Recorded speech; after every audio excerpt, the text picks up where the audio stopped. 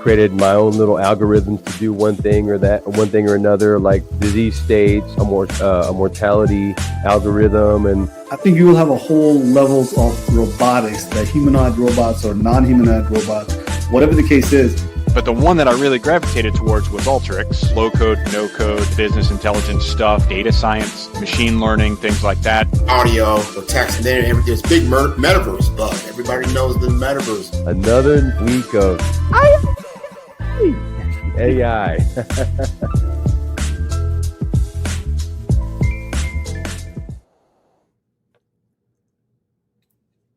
Another week of AyAyAy AI. What a treat we have today. We have Dr. Ken with us and a guest off stage who's going to be joining us soon. And we're going to continue with our tradition of taking a broad and wide topic and trying to simplify it.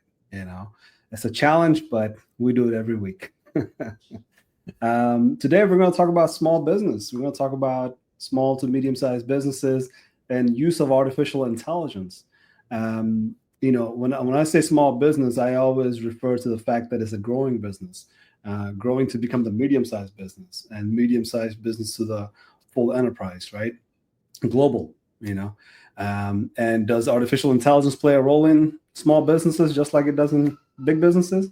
Absolutely. And we have a perfect person, Dr. Ken, to contribute in this conversation because he leads a lot of small businesses into the goalpost, right? And we have Masako, right? The coach, right? Coach of the coaches. She coaches people to be in that whole area where you want to be disruptive. You want to shake things up by providing your services. So we're going to meet everybody here today, and we're going to have an opportunity to talk about our side of business, what it is that we're striving to do as a growing business to become a medium-sized business to enterprise, right? That's our contribution to the world, just like it's a contribution to our family, right? Because our family does a whole lot to make sure that we can be in the business world. We can do very well in our business world. We can provide good services through our business. And one of the things that also makes your business successful is artificial intelligence. Well, in these days, you have to call it the right artificial intelligence because there's a lot of news out there that, you know, is hovering around the news cycle right now about how AIs are not really AI. They're just a bunch of guys making it look like AI. But we'll get into that. So another week of AyAyAy AI, and I am so excited to have Dr. Ken here, and in a little bit we're going to have Dr. Angel join us. But first, I want to have Masako, the entrepreneur, the champion of small businesses, to get on the mic and just tell us about her experience with this podcast, her experience with how this podcast changes people's perception of artificial intelligence, data literacy, engaging with technology in a different way, possibly even for a cheaper way, right? As I think a lot of people think technology and they say, no, that's too expensive. But Masako, welcome back. I mean, love having you on this podcast, and I'm looking forward to your gold nuggets of knowledge that you're going to share today. Masako, you're on mute. And you know what? It is that simple, y'all. Sometimes we have all of the tools that we need, but we are unaware of what is available to us, or that we're messing, we're fumbling it. We're fumbling the tools that we have. And when we fumble the tools that we have, it keeps us from being progressive in the space that we're working in. And I've already, with me fumbling getting on the mic, oftentimes when we fumble something in our life, we become flustered. Like myself, I just became flustered, and all of the things that I wanted to say and what was processing in my mind, it sort of went out the door when I couldn't even realize that the mic wasn't hot. And so today I'm here with you guys just to be, vulnerable and transparent, to say it's okay that I don't know certain things that I don't know, because being a part of AyAyAy, getting on with these guys that are extremely technical. And if you've listened to me, I don't speak tech talk. What I speak is, real world challenges, bringing solutions to the communities that I move in a safe environment where I show up curious. And when I'm curious, I can ask the questions to get me to my next steps. I believe that AI is, something that assists us in leveraging the knowledge that we already have in order to get what we need quicker. And so just being a part of this organization, the Smart AI community, the AyAyAy podcast, it assists me in feeling safe in an environment where, as a non-tech talk person, I may not have felt safe. But being that it's okay to not know, it's okay to ask questions. It's okay to ask, one of the questions that I like to ask oftentimes when I find myself in rooms that I may not know what's happening or what I should ask. The question that I always ask in that space is, what should I be asking that I don't know to ask? And so that's why we're here today, to ask Dr. Ken about the ROSIE Network, ask what AI is available to us at our fingertips to help us grow our business. What problems can we solve in our communities, and how can we use AI to solve those solutions? So not about being tech, but more about being a problem solver. And that's what I am. I'm a problem solver. Well, great way to transition right into Dr. Ken's world, because he probably give you like a simplistic introduction, but after talking to him for, I would say, a few years now, he's a very humble man, and he probably doesn't speak for himself like in the way that I would. But one thing I want to say is, first of all, thank you for your service. Thank you for your military service. And thank you for, being that highly passionate educator that you are, because you are in the education part of the world. And of course, that shows, right? Because you're always educating folks about, what's the best out there? What are the alternatives out there? What's the best option that we have to make for ourselves? So, Dr. Ken, the floor is yours. Okay. Well, first of all, to the two hosts, thank you all for allowing me to come on or what have you. And good to see you again, Asif. I'm Kenneth Gay. Do a couple of different things, but I'm here representing the ROSIE Network. And you may ask, what is the ROSIE Network? It's an organization that has been around for quite some time, a couple of decades, where we provide training for entrepreneurs. Doesn't matter if you're at the beginning phases and you just have a simple idea. If you've been in business for a number of years and you're just trying to figure out the way to get some things done and change things a little bit differently, we provide a program free of charge for any veteran or spouse of a veteran. So sometimes you might ask, hey, I was married to a veteran like a long time ago. Well, you still count. So even if you're not still married to the veteran, we're gonna appease you for the time that you spent with the veteran. So that is free of charge to veterans and spouses of veterans. So during that program, it's an online program. You get a chance to come together with other business leaders from different industries and talk through and learn how to use AI, learn how to generate problem solving ideas, what problem you're trying to solve. And the main thing is you're going into business to generate a profit. So having subject matter experts come in each week and working with you, and at the end working on a pitch deck that you can have, whether you're trying to pitch your business to a venture capitalist, whether you're trying to pitch your business to get grant funding or what have you. We have those things there. But Asif is so funny. Like, you're a very tough person to catch up with at times. So I'll just real quickly with AI.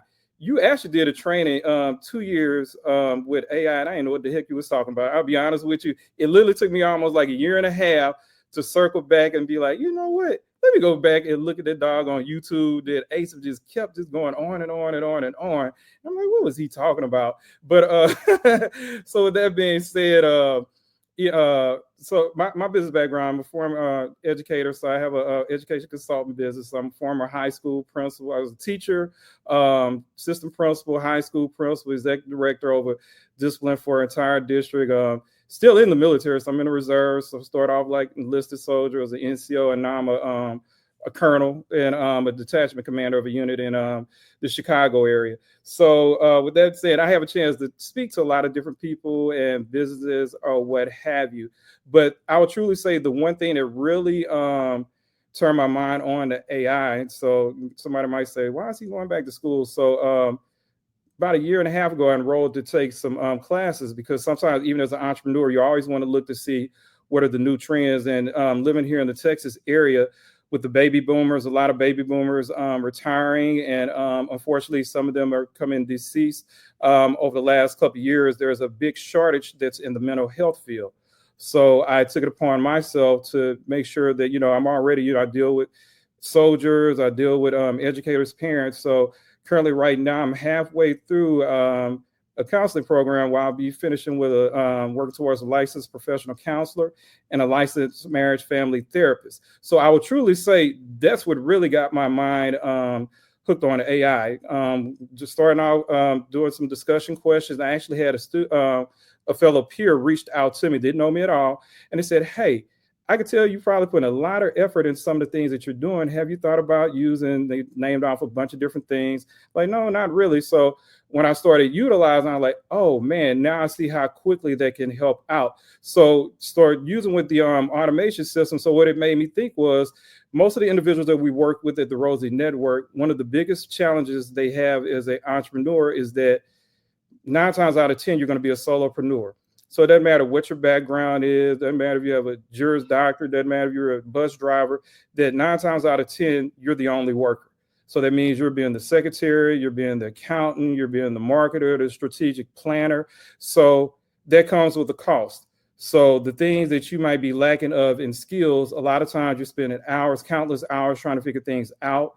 And if you're going after contracts, you're putting in bids, or if you're trying to market to whoever your consumers are, sometimes you have a lot of missed time. So what I quickly found, literally once I was like, oh, now I see what Asif was talking about. So I went back and researched. I started doing countless hours, I said, I'm gonna put in 20 hours each week on my own, just to kind of just look at AI, just hearing from different people, just practicing on my own. So then I started coming to the conclusion for myself, I don't have a secretary, I don't have an accountant, I don't have these different things. So even though you may use artificial intelligence, you still have your own ideas. So nothing still can beat the human mind, because you want to be able to brand yourself.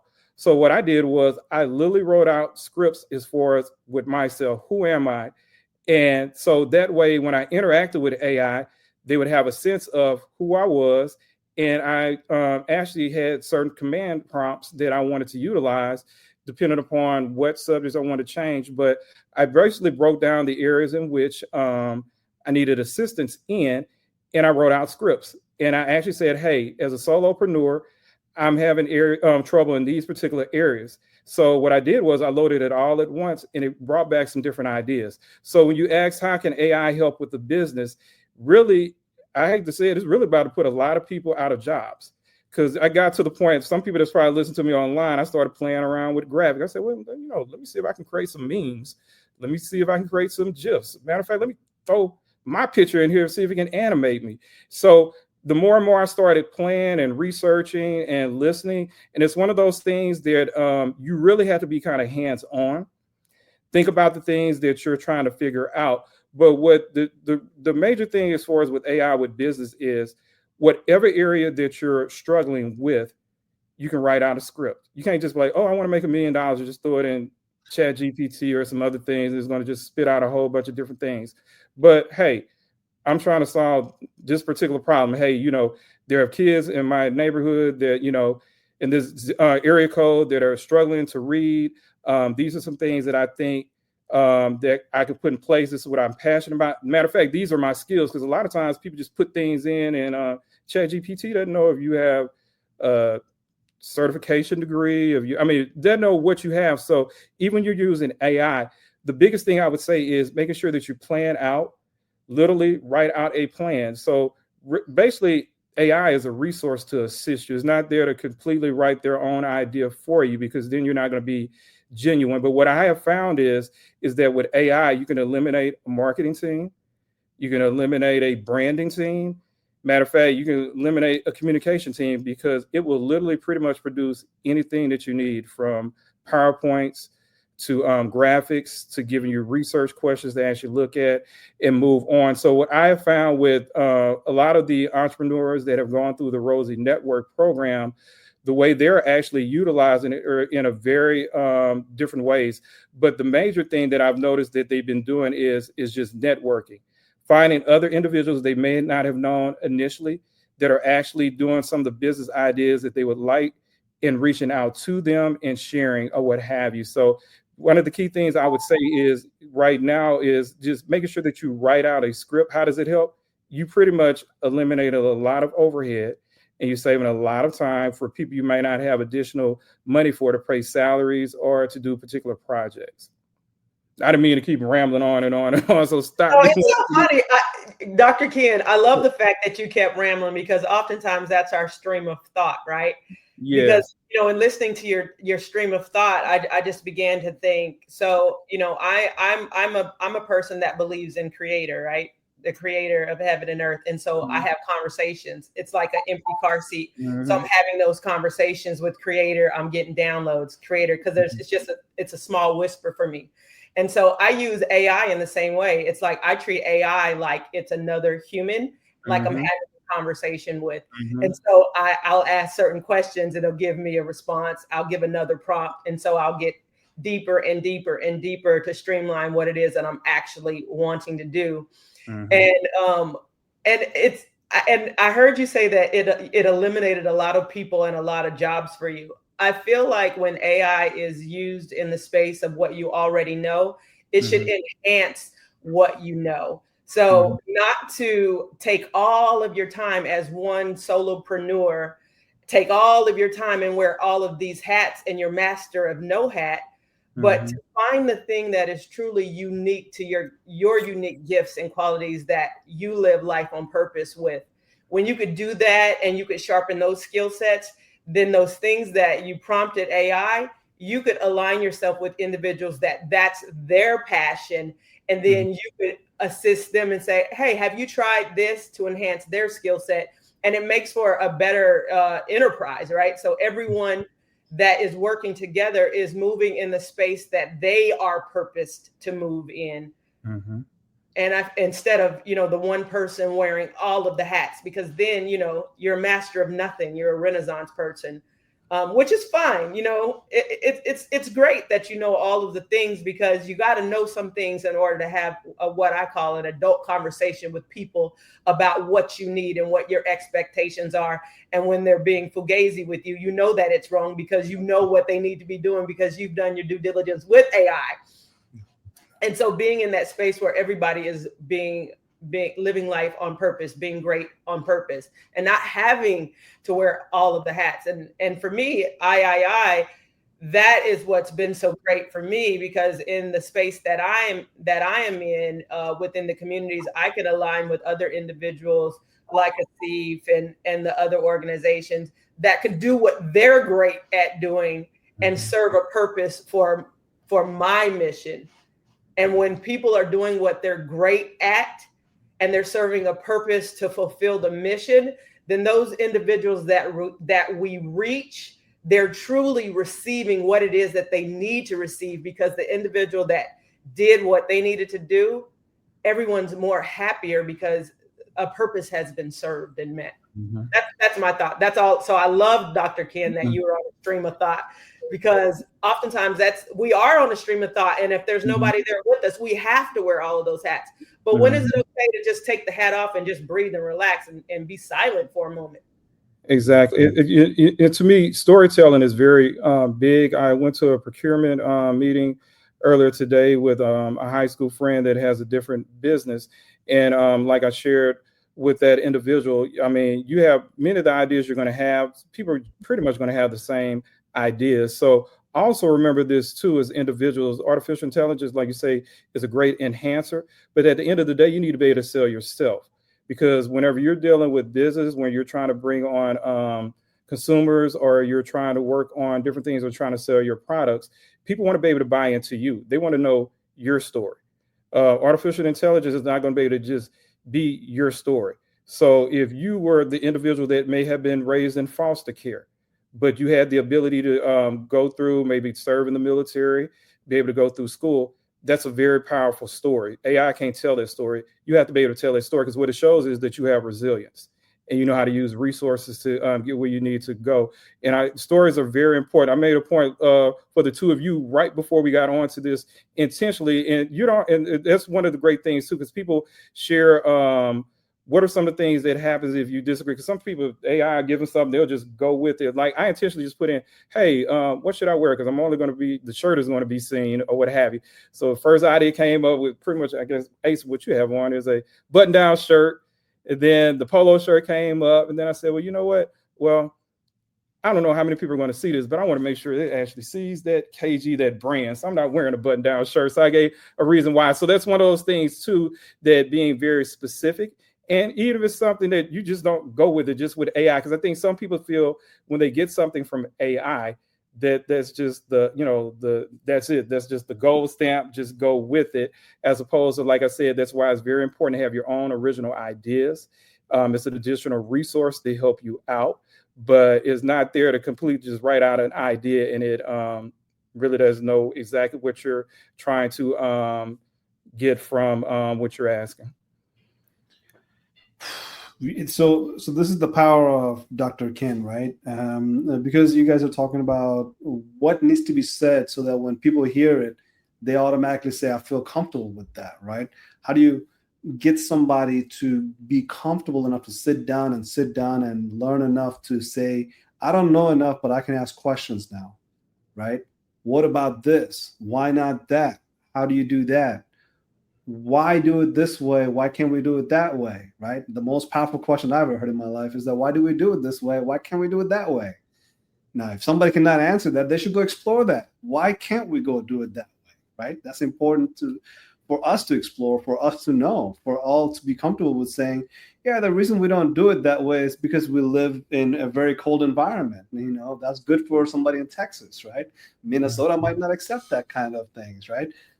Good question, right? If you don't know how to ask those questions, the first thing you gotta do is get comfortable with it, sit down and learn enough about it, then start asking questions. And through those questions, you become an expert.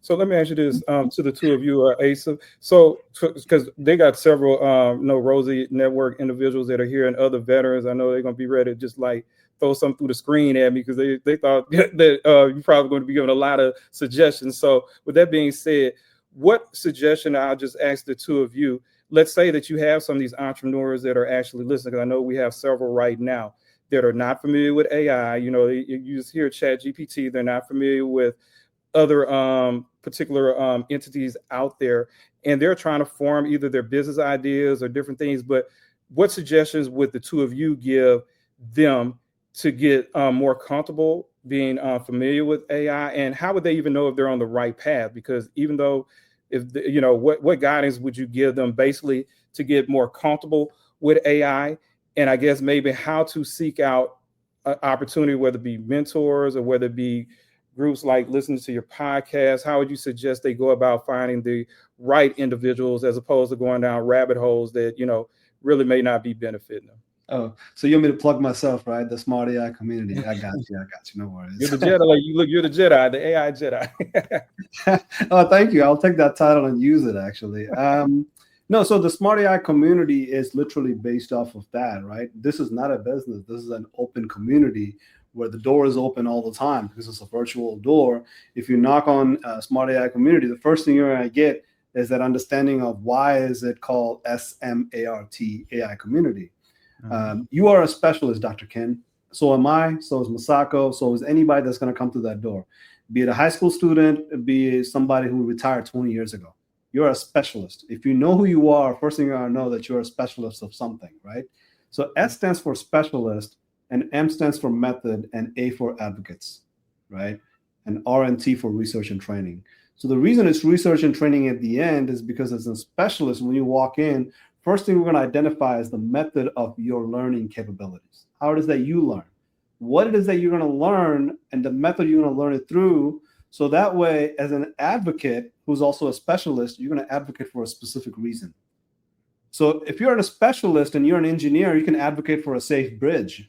Mm-hmm. If you're an engineer, you can also advocate for a road that doesn't have any potholes in it. So I wouldn't want you to go out and research and train for the bridge if you're trying to fix the potholes. I want you to study the potholes for the research and training purposes, right? So Smart AI community is specifically made for that. We don't care about what your specialty is. We have few methods, which is very little, which is not intimidating at all. Take those methods and figure out, if you're going to do a research and training, you should figure out what it is that you want to advocate for. You want to advocate for your job. You want to advocate for the future of your job, future of your colleagues' job, colleagues that you have right now. How would they retire? What would their next generation look like? How would the succession plan of your business will go? Whatever it is that you want to advocate for. It doesn't have to be about a community. It doesn't have to be about a person. Just an idea you want to advocate for, right? And we're going to help you to research and train that, because just because you know the method doesn't mean you know how to deploy it correctly. So through a research and training, you're going to be able to come back and get feedbacks off of the subject matter experts who's probably is in this community, right? In this community, we have people like Dr. Angel Durr, and we're going to introduce Lucky in a bit. Lucky's a subject matter expert of cybersecurity. You want to hack into a system and figure out if it's secured or not, Lucky will help you do pen testing, right? Dr. Angel Durr will give you a swath of experience on her background and say, well, this is something that you have to do and do it this way to save some time, save some money, maybe save some efforts that is going to confuse you and probably demotivate you.